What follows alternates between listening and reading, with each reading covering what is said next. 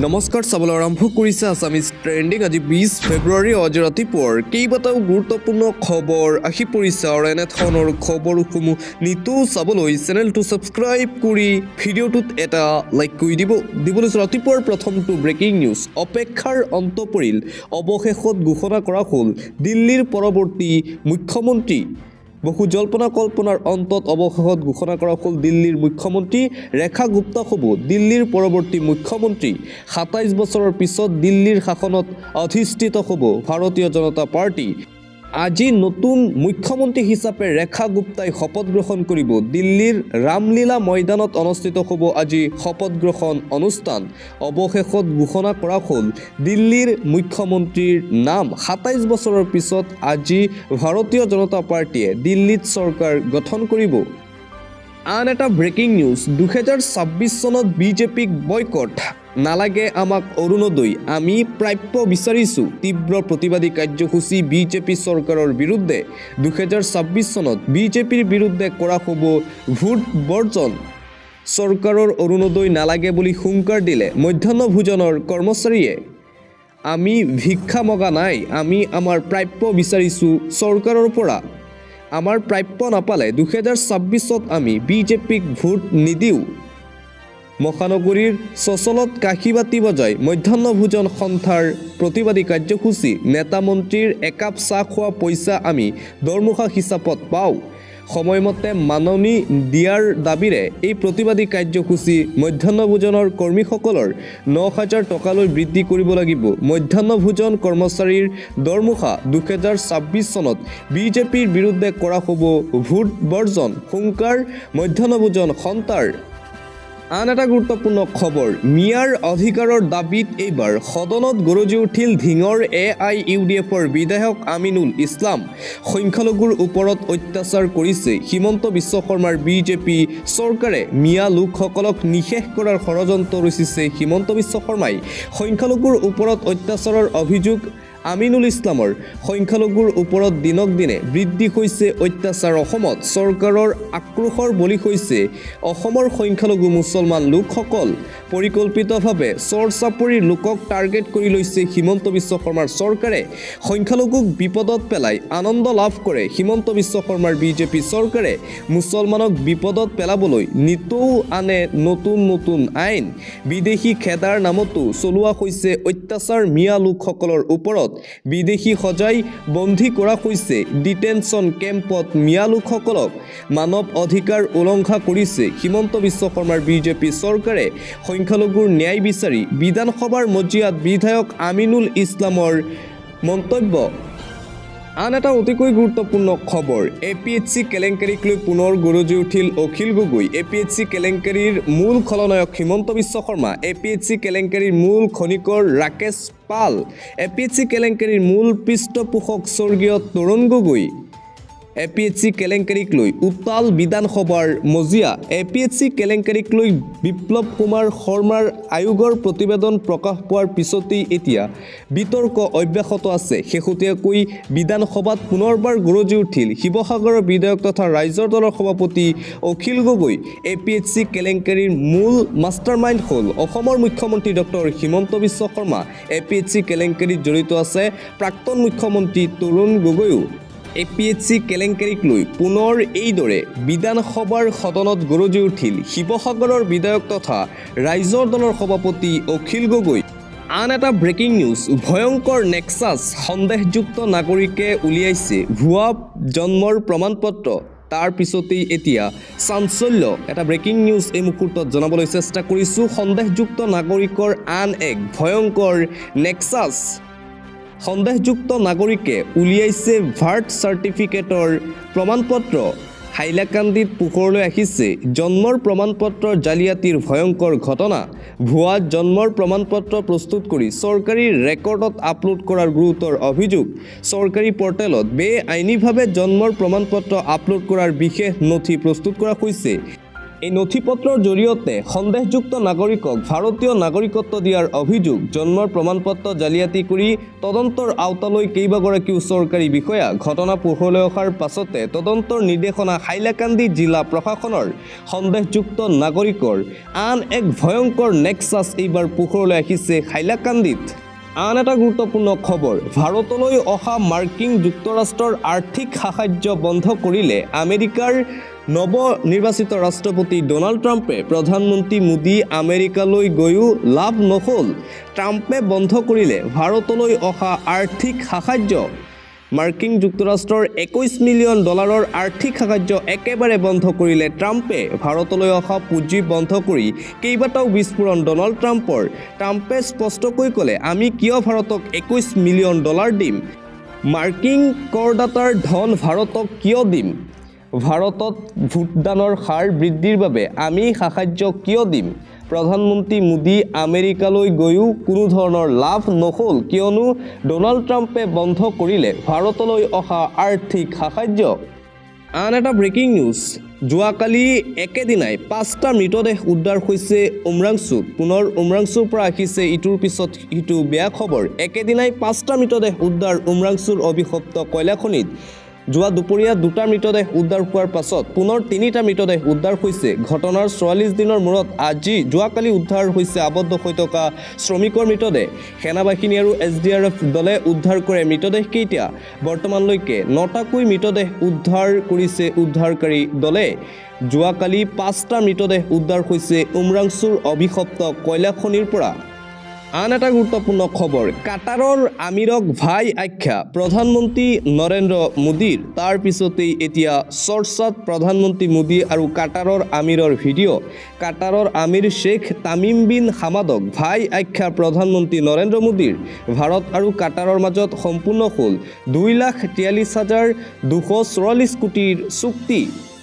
কাটাৰৰ আমিৰ আৰু ভাৰতৰ প্ৰধানমন্ত্ৰী নৰেন্দ্ৰ মোদীৰ মাজত সম্পূৰ্ণ হৈছে গুৰুত্বপূৰ্ণ বৈঠক। অহা 5 বছৰত দুই দেশৰ বাণিজ্য দুগুণ কৰিবলৈ $28 মিলিয়ন কৰাৰ লক্ষ্য। দুই দেশৰ অংশীদাৰেৰে সম্পৰ্ক মজবুত কৰাৰ লক্ষ্য ভাৰত আৰু কাটাৰ ৰাষ্ট্ৰৰ। Sheikh Tamim bin Hamad Al Thani আৰু প্ৰধানমন্ত্ৰী মোদীৰ মাজত চুক্তি স্বাক্ষৰিত হৈছে। কাটাৰৰ আমিৰৰ সৈতে হোৱা বৈঠকক অতি সফল বৈঠক আখ্যা ভাৰতৰ প্ৰধানমন্ত্ৰী নৰেন্দ্ৰ মোদীৰ। আন এটা গুৰুত্বপূৰ্ণ খবৰ, মছজিদ আৰু নামাজক লৈ বিজেপি চৰকাৰৰ কঠোৰ নিয়ম। মছজিদ আৰু নামাজক লৈ বিজেপি চৰকাৰে আনিলে কঠোৰ নিয়ম। উচ্চ স্তৰত মছজিদত বজাব নোৱাৰিব লাউড স্পীকাৰ। মছজিদে লাউড স্পীকাৰৰ ভলিউম পৰীক্ষা প্ৰশাসনৰ নিয়ম মানি আজানত লাউড স্পীকাৰ ভলিউম কম কৰিব লাগিব কৰ্তৃপক্ষই। প্ৰশাসনৰ নিৰ্দেশনা ভংগ কৰিলে লোৱা হ'ব কঠোৰ ব্যৱস্থা। লাউড স্পীকাৰ বাধ্যতামূলক নহয় বুলি ৰায় দিছিল বোম্বে উচ্চ ন্যায়ালয়ে। বিজেপিৰ অভিযোগৰ ভিত্তিত আৰক্ষীয়ে মছজিদে জাৰি কৰে জাননী। লাউড স্পীকাৰৰ ফলত অত্যাধিক শব্দ প্ৰদূষণ হয় বুলি অভিযোগ বিজেপিৰ। মহাৰাষ্ট্ৰৰ বিজেপি চৰকাৰে লাউড স্পীকাৰক লৈ বিজেপি চৰকাৰে লৈছে কঠোৰ নিয়ম। মছজিদ আৰু নামাজক লৈ বিজেপি চৰকাৰে আনিলে এই কঠোৰ নিয়ম মহাৰাষ্ট্ৰত। পৰৱৰ্তী খবৰ, জনতাৰ স্বাৰ্থত হাজাৰবাৰ সদনৰ পৰা বহিষ্কৃত হ'ম, বিধায়ক অখিল গগৈৰ মন্তব্য। জনতাৰ স্বাৰ্থত হাজাৰবাৰ সদনৰ পৰা বহিষ্কৃত হ'বলৈ মই সাজু। জনতাৰ ধন লুণ্ঠন কৰি খোৱা লোকসকলক ৰেহাই দিয়া নহ'ব। পানী যোগান আঁচনিক লৈ ধন আত্মসাৎ কৰিছে বিজেপি চৰকাৰে। বিজেপি চৰকাৰৰ দিনত আটাইতকৈ বেছি কেলেংকাৰী হৈছে অসমত। বিধায়ক অখিল গগৈৰ বিস্ফোৰণ, টকা খৰচ কৰি শেষ কৰা হ'ল, কিন্তু আজিলৈকে পানী লাভ নকৰিলে অসমৰ জনতাই। পুনৰবাৰ বিজেপি চৰকাৰৰ বিৰুদ্ধে গৰজি উঠিল বিধায়ক অখিল গগৈ। শেহতীয়াকৈ যোৱাকালি বিধানসভাৰ মজিয়াত বিধায়ক অখিল গগৈয়ে বিজেপি চৰকাৰক লৈ কৰা মন্তব্যৰ বাবে বহিষ্কৃত কৰা হৈছিল। আৰু বহিষ্কৃত হৈয়েই বিধায়ক অখিলৰ মন্তব্য, অসমৰ জনতাৰ স্বাৰ্থত এবাৰ নহয় দুবাৰ নহয় হাজাৰবাৰ বিধানসভাৰ পৰা বহিষ্কৃত হ'বলৈ মই সদায় সাজু আছোঁ। বিজেপি চৰকাৰৰ দিনত আটাইতকৈ বেছি কেলেংকাৰী হৈছে অসমত, মন্তব্য অখিল গগৈৰ। আন এটা গুৰুত্বপূৰ্ণ খবৰ গৌৰৱ গগৈক সভাপতি বিচাৰি বহু জ্যেষ্ঠ কংগ্ৰেছীৰ হাইকমাণ্ডলৈ পত্ৰ প্ৰেৰণ ভূপেন বৰা খাটাও অভিযান আৰম্ভ হৈছে কংগ্ৰেছ দলত শেহতীয়াকৈ কংগ্ৰেছৰ বহু শীৰ্ষ নেতাই গৌৰৱ গগৈক সভাপতি হিচাপে বিচাৰিছে আনফালে আন কিছু সংখ্যক কংগ্ৰেছ নেতাই আকৌ ভূপেন বৰাক সভাপতি হিচাপে বিচাৰিছে পুনৰ কংগ্ৰেছক সভাপতি কেন্দ্ৰিক সংঘাত দেখিবলৈ পোৱা গৈছে ভূপেন বৰা খাটাও অভিযান আৰম্ভ হৈছে এতিয়া কংগ্ৰেছ দলত মহাকুম্ভস্থলীৰ পানীত থকা ফিকেল বেক্টেৰিয়াৰ প্ৰতিবেদন নাকচ যোগী আদিত্যনাথ চৰকাৰৰ ত্ৰিবেণী সংগমৰ পানী খোৱাৰ বাবেও উপযুক্ত বুলি মন্তব্য যোগী আদিত্যনাথৰ এই সন্দৰ্ভত প্ৰদূষণ নিয়ন্ত্ৰণ বোৰ্ডে দাখিল কৰিছিল সংগমৰ পানীত ফিকেল বেক্টেৰিয়া থকাৰ এক তথ্য কিন্তু এই তথ্য সম্পূৰ্ণভাৱে নাকচ কৰিলে উত্তৰ প্ৰদেশৰ বিজেপি চৰকাৰে আন এটা গুৰুত্বপূৰ্ণ খবৰ মুখ্যমন্ত্ৰী হিমন্ত বিশ্ব শৰ্মাই অসমৰ ৰাজনীতি কলুষিত কৰিছে মুখ্যমন্ত্ৰীও ৰাজ্যৰ ৰাজনীতি ধুৱলি কুঁৱলী কৰি তুলিছে প্ৰাক্তন মুখ্যমন্ত্ৰী তৰুণ গগৈক বৰ্তমানৰ মুখ্যমন্ত্ৰীয়ে মৃত্যুৰ পিছতো বিতৰ্কৰ মাজলৈ টানি অনা বুলি দাবী অসম প্ৰদেশ কংগ্ৰেছৰ সভাপতি ভূপেন কুমাৰ বৰাৰ মুখ্যমন্ত্ৰী হিমন্ত বিশ্ব শৰ্মাই শেহতীয়াকৈ তৰুণ গগৈৰ সন্দৰ্ভত কৰা মন্তব্যৰ তীব্ৰ প্ৰত্যুত্তৰ প্ৰদেশ কংগ্ৰেছৰ সভাপতি ভূপেন কুমাৰ বৰাৰ বিধানসভাত বিৰোধীয়ে লোন লৈ উন্নয়নমূলক কাম কৰিবলৈ কয় কিন্তু সদনৰ বাহিৰত গৈ ওলটা খৰ মাৰে বিৰোধীয়ে বিধানসভাৰ বাহিৰত ডক্টৰ হিমন্ত বিশ্ব শৰ্মা চৰকাৰে লোন লৈ অসম ধ্বংস কৰিলে বুলি বিস্ফোৰণ আনে বিৰোধীয়ে অসম বিধানসভাত লোনৰ প্ৰসংগক লৈ অখিল গগৈ নন্দিতা দাসৰ প্ৰশ্নৰ উত্তৰ মন্ত্ৰী পীযুষ হাজৰিকাৰ আন এটা গুৰুত্বপূৰ্ণ খবৰ বিজেপিৰ আমোলত 2024লৈ অসমত বৃদ্ধি পালে 861খন সুৰাৰ বিপণী ইয়াৰে 150খন IMFL ৰিটেইল অফ বিপণী আৰু 711খন IMFL ৰিটেইল অন বিপণী বিজেপিৰ আমোলত 2024 চনলৈ অসমত বৃদ্ধি পালে 861খন সুৰাৰ বিপণী ব্ৰহ্মপুত্ৰৰ বুকুত চীন চৰকাৰে চীনত নদী বান্ধ নিৰ্মাণ কৰাৰ সন্দৰ্ভত অৱগত নহয় ৰাজ্যৰ জলসম্পদ বিভাগ চীনে নদী বান্ধ নিৰ্মাণ কৰিলে ইয়াৰ কি প্ৰভাৱ ব্ৰহ্মপুত্ৰত পৰিব সেই সন্দৰ্ভতো বিশেষজ্ঞসকলৰ অধ্যয়নৰ পাছতহে মতামত দিব পাৰিব জলসম্পদ বিভাগে সদনত উত্তৰ মন্ত্ৰী পীযুষ হাজৰিকাৰ আন এটা গুৰুত্বপূৰ্ণ খবৰ তেলেংগানা চৰকাৰক সমালোচনা কিন্তু অন্ধ্ৰপ্ৰদেশৰ ক্ষেত্ৰত নিমাত বিজেপি ৰমজান মাহত মুছলমানৰ বাবে বিশেষ উপহাৰ অন্ধ্ৰপ্ৰদেশৰ মুখ্যমন্ত্ৰী চন্দ্ৰবাবু নাইডুৰ অন্ধ্ৰপ্ৰদেশ আৰু তেলেংগানা চৰকাৰে মুছলমানসকলক লৈ কৰিলে বৃহৎ সিদ্ধান্ত পবিত্ৰ ৰমজান মাহত এঘণ্টা সোনকালে কাৰ্যালয়ৰ পৰা যাব পাৰিব মুছলমান লোকসকল 2 মাৰ্চৰ পৰা 31 মাৰ্চলৈ এই নিয়ম প্ৰযোজ্য হ'ব ৰমজান মাহত দোৱা কৰাৰ বাবে দিয়া হৈছে এই সুবিধা সকলো মুছলমান চৰকাৰী কৰ্মচাৰীয়ে লাভ কৰিব এই বিশেষ সুবিধা সম্পূৰ্ণ দৰমহা পাব মুছলমান কৰ্মচাৰীসকলে তেলেংগানাৰ কংগ্ৰেছ চৰকাৰে এই সিদ্ধান্ত লওঁতে সমালোচনা কৰিছিল ভাৰতীয় জনতা পাৰ্টিয়ে কিন্তু চন্দ্ৰবাবু নাইডুৱে লোৱা সিদ্ধান্তক সমালোচনা কৰিব পৰা নাই বিজেপিয়ে কিয়নো নাইডুৰ ওপৰতেই নিৰ্ভৰ কৰিছে প্ৰধানমন্ত্ৰী নৰেন্দ্ৰ মোদী আৰু বিজেপি চৰকাৰৰ ভৱিষ্যত সেইবাবেই নাইডুক সমালোচনা কৰা নাই বিজেপিয়ে আন এটা গুৰুত্বপূৰ্ণ খবৰ 14 এপ্ৰিলৰ পৰা অসমীয়া ভাষাত প্ৰকাশ পাব চৰকাৰী জাননী নীতি নিৰ্দেশনা অসমীয়া ভাষাক লৈ হিমন্ত বিশ্ব শৰ্মাৰ চৰকাৰৰ ডাঙৰ সিদ্ধান্ত 14 এপ্ৰিলৰ পৰা চৰকাৰী জাননী নীতি নিৰ্দেশনা সকলো অসমীয়া ভাষাত প্ৰকাশ কৰা হ'ব ব্ৰহ্মপুত্ৰ উপত্যকাত ইংৰাজী বিদ্যালয়সমূহত অসমীয়া বিষয় বাধ্যতামূলক হ'ব অষ্টম শ্ৰেণীলৈকে বিদ্যালয়সমূহত অসম বুৰঞ্জী বাধ্যতামূলক হ'ব বিটিচিত বড়ো আৰু অসমীয়া দুয়োটা ভাষাই বাধ্যতামূলক হ'ব অসম চৰকাৰৰ উদ্যোগত অসমীয়া মানুহৰ ইতিহাস প্ৰণয়ন কৰা হ'ব অসম চৰকাৰৰ সকলো জাননী অহা বহাগ মাহৰ পৰা ইংৰাজীৰ লগতে অসমীয়াত প্ৰকাশ পাব তেজপুৰ বিশ্ববিদ্যালয়ত পদ্মনাথ গোহাঁই বৰুৱা আসন প্ৰতিষ্ঠাৰে অসমীয়া বিভাগ স্থাপন কৰা হ'ব মুখ্যমন্ত্ৰী ডক্টৰ হিমন্ত বিশ্ব শৰ্মাৰ এই বৃহৎ ঘোষণা দিবলৈছো আন এটা অতিকৈ জৰুৰী খবৰ মাত্ৰ এটা ভুল কৰিলেই ভৰিব লাগিব বৃহৎ পৰিমাণৰ জৰিমনা আপুনি সাৱধান হওক আপুনি বাহনৰ থকা প্ৰতিগৰাকী লোকলৈ জৰুৰী খবৰ আহি পৰিছে এটা ভুল কৰিলেই আপুনি ভৰিব লাগিব বৃহৎ পৰিমাণৰ ফাইন ৰাজপথত বাহন চলাওঁতে সাৱধান হওক আপুনি এতিয়াৰে পৰা কেনেকৈ কেতিয়া আপোনাক জৰিমনা বিহিব আপুনি উমানেই নাপাব পুনৰ কঠোৰ হৈছে যান-বাহন আৰক্ষী নয়ডাত কঠোৰ হৈছে যান-বাহন আৰক্ষী সাৱধান হওক সকলো নয়ডাৰ 3টাকৈ স্থানত যান-বাহন আৰক্ষীয়ে চেঞ্জ জোন স্থাপন কৰিছে এই 3টা চেঞ্জ জোনত যান-বাহন আৰক্ষীয়ে দিছে নতুন নিৰ্দেশনা পথৰ হাল সলনিত বাহন চলাওঁতে কৰা ভুলকৈ জৰিমনা বিহিছে যান-বাহন আৰক্ষীয়ে আন এটা গুৰুত্বপূৰ্ণ খবৰ চাকৰিৰ পৰা বৰ্খাস্ত টকা খোৱা 52গৰাকীকৈ আৰক্ষী বিষয়াক টকা খোৱা আৰক্ষীক চাকৰিৰ পৰা বৰ্খাস্ত কৰিলে চৰকাৰে